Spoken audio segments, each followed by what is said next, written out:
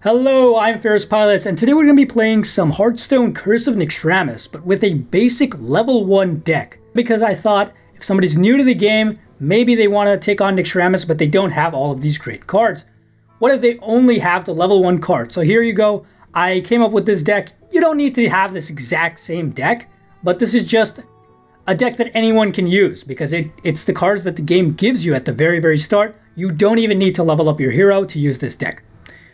The important part here is mostly just the Gurubashi Berserker. This is the deck that I use for Anub'Rekhan. As you can see, I have a couple of different decks here, one for Faerlina and one for Maexxna as well. We'll get to that later, but for now, I want to focus on Anub'Rekhan. So let's head on up to the Solo Adventures tab here. Go to Normal. On Heroic, it's not... I don't think it's possible to beat it using a basic deck. Maybe if you get very lucky, but it would be at least be very difficult. So here is Anub'Rekhan. As you can see, Hero Power summon a 3/1 Nerubian. Let's pick our deck. We'll pick this one. And the reason I did this is because I actually used Gurubashi Berserker in my gameplay overview of Naxxramas, and that stomped this deck really hard. Of course, I had a couple of legendaries and some interesting rare cards and whatnot, but for the most part, I think that the deck I'm showing you guys here is going to be perfectly okay. Even if you change it a little bit, it's fine. Like, the basic principles are just have some decent low-cost minions, have Gurubashi Berserker. That's enough to win you this game. It's not hard at all. One thing to note is that you always start as... you're always the first player to go when you face off against these guys in AI. I mean, in adventure mode. So keep that in mind. The fact that this Nerubar Weblord has been sent out means that I can't use a couple of my nicer creatures, but it's not that big of a deal. He just hurt himself, which was what I was going to do. So that's fine with me. I'll kill that straight off. Yeah, it cost a little bit of mana. I'm not too worried about it. Honestly, I'm going to go for the face, and we'll see what he's up to. For some reason, the AI really likes to sacrifice their own Death Rattle minions to get the Death Rattle off, and sometimes that leads them into making a few bad plays. What you want to focus on is getting some low-cost minions in your hand early on, first of all, and second of all, clearing their board.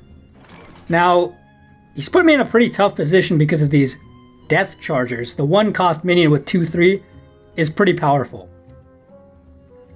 So I'm just going to put down 2 of my creatures here and see what happens. Most likely, he'll probably... oh, he's going to use some removal. That's interesting. Anub'Rekhan has a lot of removal. Honestly, I'm still not too worried. He's going to deal some damage, but there's a reason we're playing as Priest.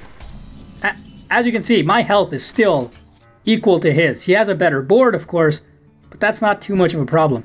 I am going to play the Northshire Cleric here. Normally, you don't want to play the Northshire Cleric unless you can use it that turn, but we do have this Shattered Sun Cleric to buff it up, which means it's not going to die to any single creature he can play here. Abomination is a different story, but fortunately, the Abomination dying is also going to kill off his 2/1. Actually, I don't have a way of killing Abomination, which is pretty bad for me. I'm just going to play Boulder Fist and end my turn. Don't feel the need to attack into their taunt creatures. I normally don't say this, but in case you're new to the game, don't feel the need to attack into their taunt creatures if it's not helpful for you. Wait until you can kill them that turn. Let him do the attacking. Yeah, there you go. Now, I just need to kill his 4/1 Abomination. I'll do that using a Holy Smite, just to save my Boulder Fist Ogre a little bit of health, and that's going to clear his own board. I didn't even have to do anything, which is fantastic. The AI is not particularly intelligent in this game, but that's okay. It helps us win a little bit easier. Anub'Rekhan has a lot of spells he can use, so don't worry too much if you don't have a great board at the start. This deck has enough beefy minions, even if you don't draw Gurubashi Berserker, which we just drew, which is great. But even if you don't draw it, it's going to be fine. And the reason Gurubashi Berserker is so good is because It's because a lot of their minions, a lot of this guy's minions at least, are very, very low attack creatures. Only 1 attack, only 2 attack. Anub'Rekhan Ambusher is a little bit different, but not a big deal. Crazed Alchemist, thank you, I guess. I'm not too worried about that. Anyways, the way to deal with Anub'Rekhan Ambusher, Stormwind Champion. We should probably heal our Yeti so that it doesn't die. Yeah. And then take care of the Crazed Alchemist. Oh, he can't attack? No. Wait, what? Oh, because the Anub'Rekhan Ambusher. Actually, I had lethal that turn. I'm just an idiot. I totally missed lethal, but that's okay. We're in a dominant position. We're going to win. There's no doubt about that. What I didn't take into account was Anub'Rekhan Ambusher's death rattle that sent the Crazed Alchemist back. Again, that just helped me out. Not sure why he would do that, but again, I've won at this point. Pretty easy. You know, early on we were in a little bit of trouble. This guy does have some good removal spells. But if you play it safe, you trade your minions, make sure he doesn't develop a big board. You should be okay. Make sure you don't try and go for face all the time. Alrighty guys, this time around, this is the deck I prepared for Faerlina. Once again, it doesn't matter if you have this exact deck. I went for a sort of ramp druid type of vibe, except not exactly a ramp druid, because as you can see, I don't have a lot of big creatures. I have a lot of mid-range and small creatures, but I also have innervates and wild growths. The main reason, this is not probably an optimal way to do things, but the main reason for that is that Faerlina's hero power is that she fires 1 missile at a random opponent. That means us, for every single card in our hand, which means we want to get an empty hand as quickly as possible. And that's why I designed this deck with low mana cost creatures. And also stuff like Wild Growth Innervate, you can use that on its own. You don't need any particular circumstance to use it. You won't necessarily feel the need to save it either, because it's just 2 mana, it's just 1 mana. It's not a big deal. Once again, you want to, especially for Faerlina, you want to try and get as low mana cards as possible. I'm going to keep Claw. That may not be the right decision because Claw is more of a reactionary card, but it should be alright. Here, I got actually a pretty bad hand against her, but it should be okay. Once again, there's a reason I picked the minions that I did. A lot of these minions have some heavy health. They have more health than they do attack, and that's good because it'll help them survive from the rain of fire that she shoots out every now and then.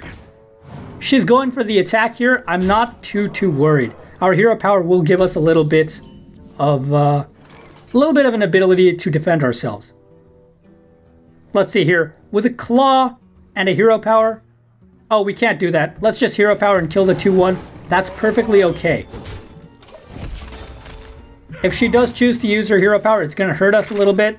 I'm still not too worried. Health is not all that important in this game. I don't think she has a lot of direct damage spells, so you should be alright either way.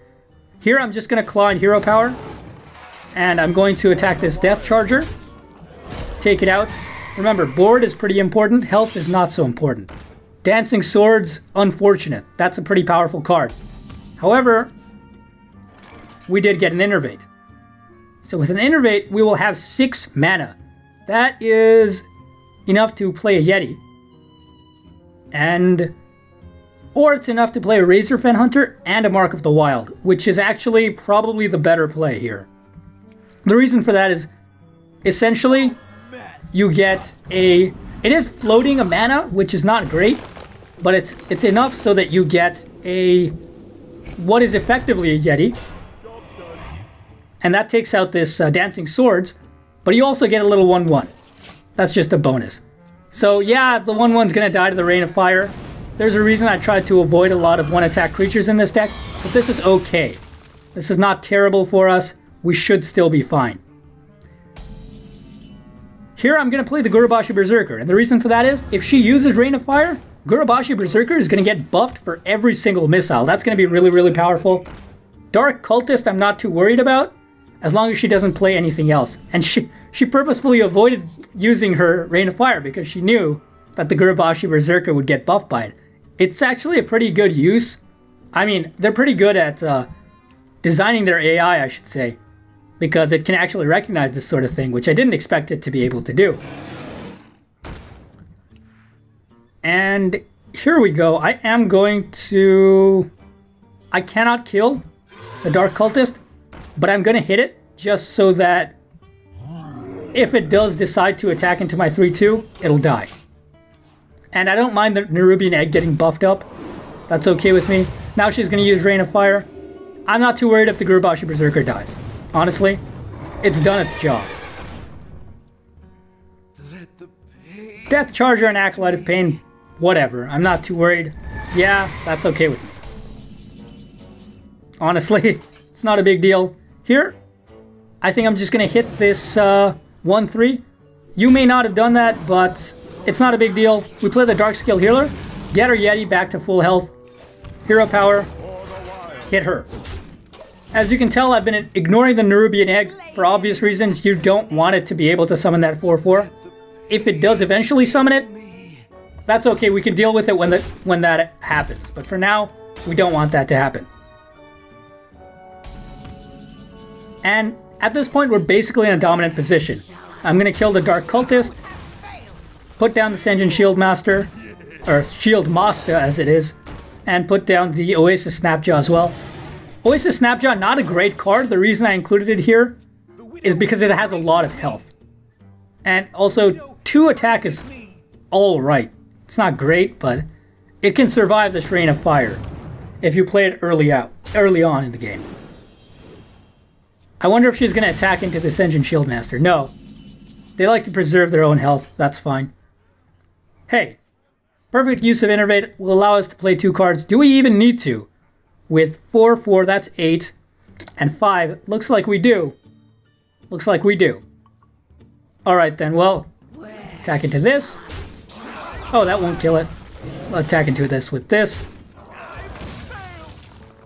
And we will play the Darkscale Healer and also the Senjin Shield Master. We've pretty much won at this point. I may just like fast forward through the rest of the match because it's with a board like this, it's impossible to lose.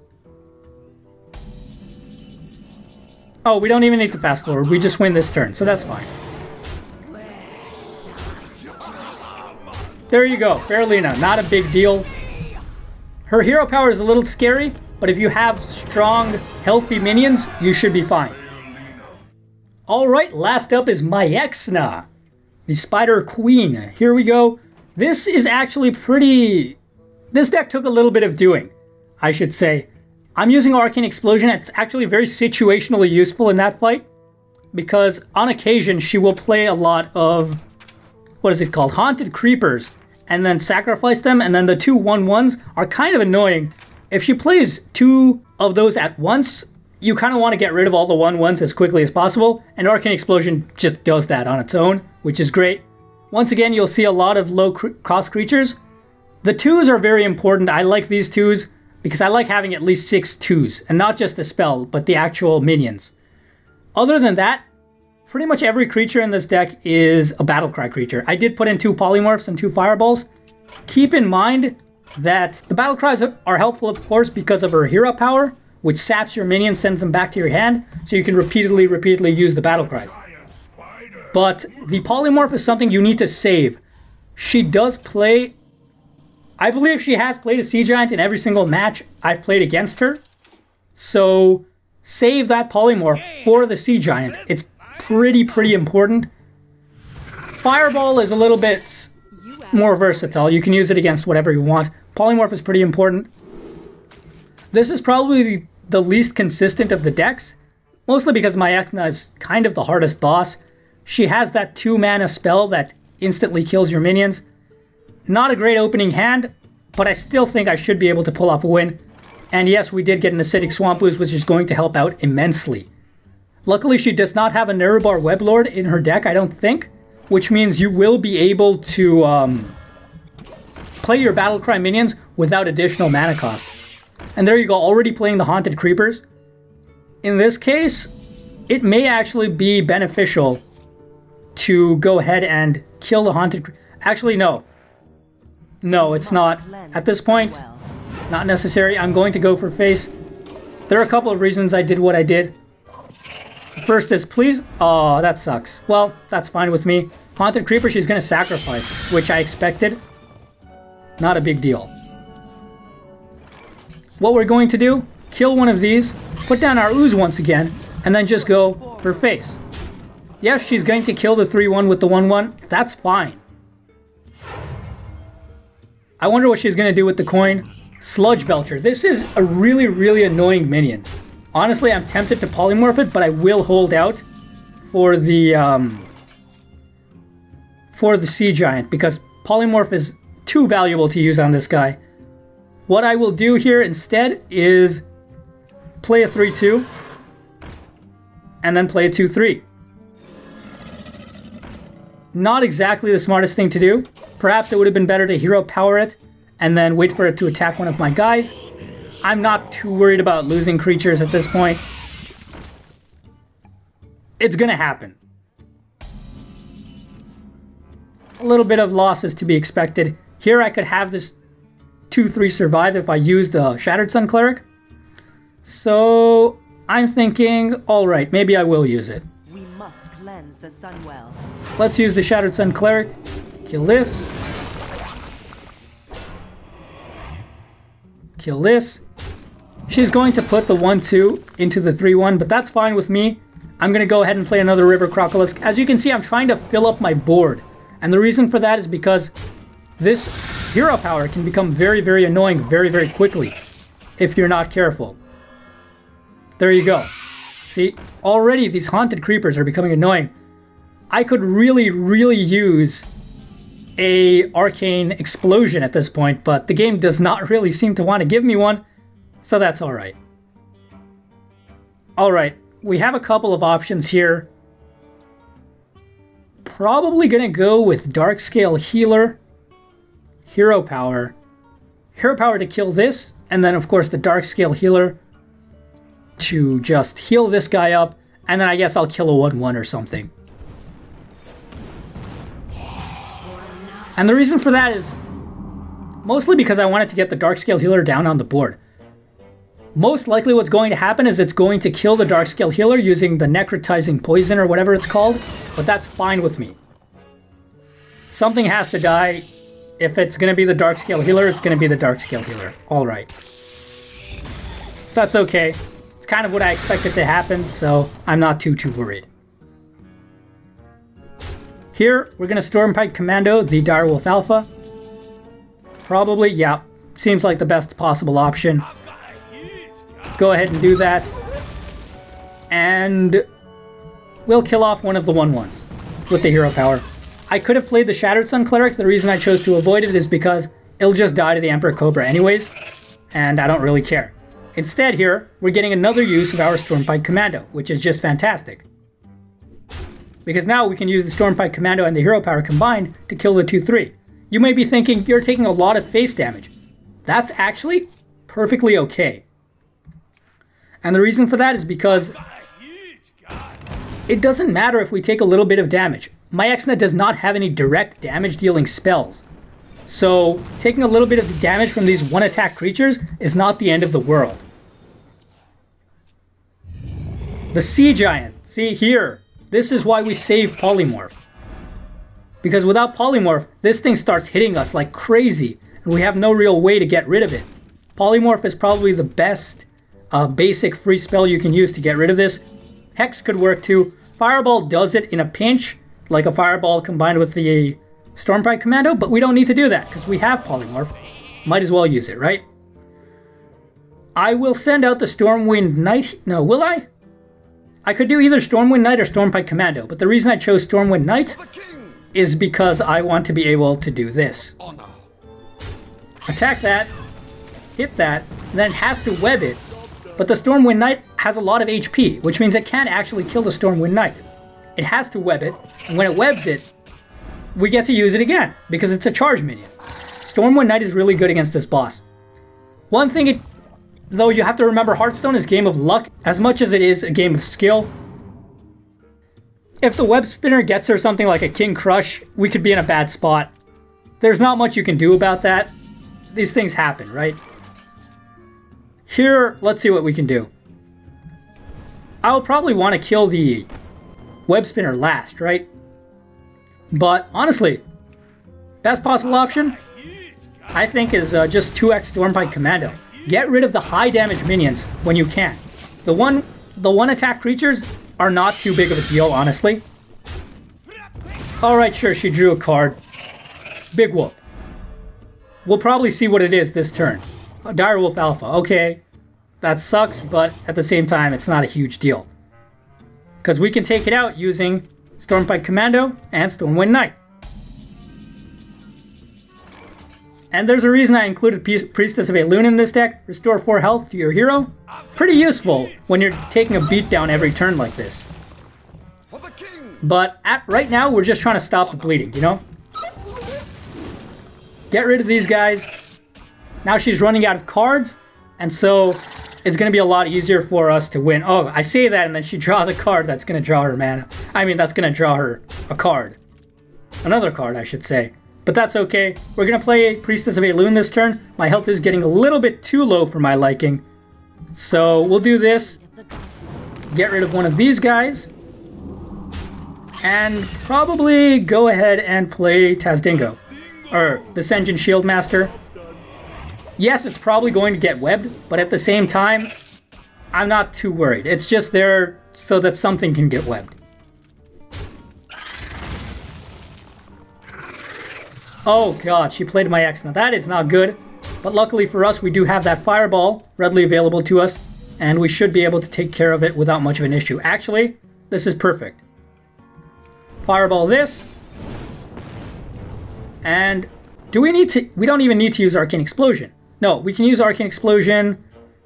Huh. There are a couple of different ways to do this. What I was thinking is Hero Power on that, and then Arcane Explosion. But then we can't really play anything. I still think it's the best choice, yeah. I was thinking maybe Stormpike Commando, but I realized we don't have enough mana to play Stormpike Commando and Arcane Explosion, so I'm just going to go ahead and do this. And then also toss down an Arcane Explosion. Kill this guy off, because why not? And now we're in a pretty good spot. We have a ton of cards. Web wraps this creature, which means we can play it again. Priestess of Elune is going to heal us up. We should be pretty much good to go. Nerubian Egg is not something to worry about at all. This fight is kind of long because of her hero power, but don't worry too much about it. Put this down. Actually, we don't need cards at all, so I'm just going to put down the Sen'jin Shieldmaster. At this point, we've basically won. Like, I don't see any possible way I could lose, unless you get something like King Krush or another Sea Giant or something. But that seems unlikely. Okay. This is why Stormpike Commando is useful. You know, we've used that hero power so many... I mean, not hero power, battle cry so many times. Right? And here, once again, we don't want to get too greedy. We just want to focus on taking out her board. She's gonna... Cleanse the Sunwell. Might as well just play the Northshire... I mean, Shattered Sun Cleric. She's gonna web one of them. It's not a big deal which one. 2 Nerubian Eggs, nothing to be worried about. And now, you know... Priestess of Elune doing work. I told you not to worry about your health, and this is why. Priestess of Elune healing us up every turn, right? We should be good to go. Attacking her. Might as well throw down a Wolf Rider, why not? If it gets webbed, good. We can use it again next turn at only 3 mana. There you go. We've won. See? We have the damage right on the board. If not, Fireball, Wolf Rider, plenty of stuff to take care of her. I might have had lethal earlier, but whatever. What's done is done. And we've won, using only a level 1 basic deck against Maexxna, against all of the Arachnid Quarter Bosses. So if you're new to the game, or if you want to try this interesting challenge, be sure to try it out. It's a lot of fun. I find that adding certain limitations can actually make the game more fun. Anyways, if you enjoyed the video, please be sure to subscribe, like, or comment to see more content like this in the future. And thank you very much for watching. I will see you next time.